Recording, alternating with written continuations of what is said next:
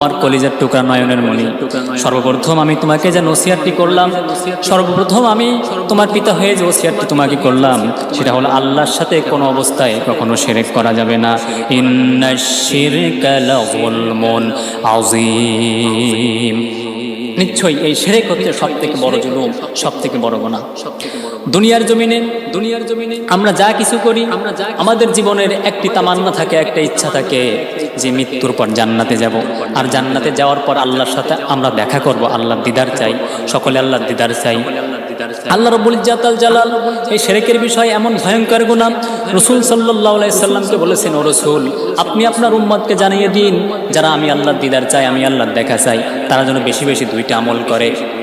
আল্লাহ রাব্বুল ইজ্জাত আল জালাল বলেন, ফামান কানা ইয়ারজু লিকা রাব্বিহি ফালইয়ামাল আমালান সালিহাও ওয়ালা ইউশরিক বিইবাদাতি রাব্বিহি আহাদা।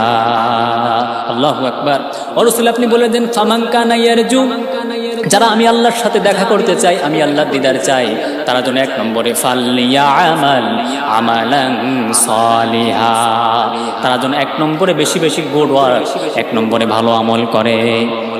দুই নম্বরে ওয়ালা ইউশরিক বিইবাদাতি রাব্বিহি আহাদা, তারা যেন জীবনে কোনো অবস্থায় কখনো আমি আল্লাহর সাথে পার্টনারশিপ না করে, আমি আল্লাহর সাথে কখনো কোনো অবস্থায় যেন তারা আমি আল্লাহর সাথে শিরক না করে।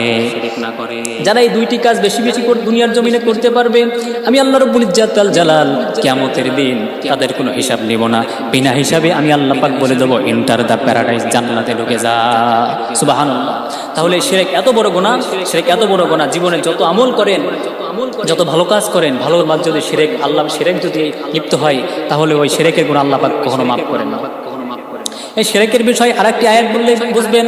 আল্লাহ রাব্বুল আলামিন বলেন, ইন্নাল্লাহা লা ইয়াগফিরু আন ইউশরাকা বিহি ওয়া ইয়াগফিরু মা দুনা যালিকা লিমান ইয়াশা।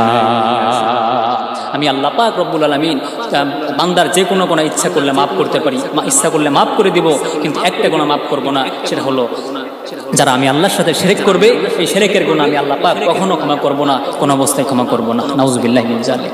তাহলে শিরক এমন একটি গুনাহ, শিরক এমন একটি, শিরকের স্তর এত বড় গুনাহ যে শিরক কখনো কোনো অবস্থায় আল্লাহর সাথে করা যাবে না। সর্বশেষ একটি কথা বললে বুঝবেন। নবীজি সাল্লাল্লাহু আলাইহি সাল্লাম একদিন একটি মজলিসে সাহাবীদেরকে ডেকে বললেন, ও সাহাবীরা, আমি তোমাদের ভিতরে যে এতটি বছর থেকে গেলাম, আমি নবীজি বিশ্বাস করি তোমরা তেমন কোনো ভালো, তেমন কোনো খারাপ কাজ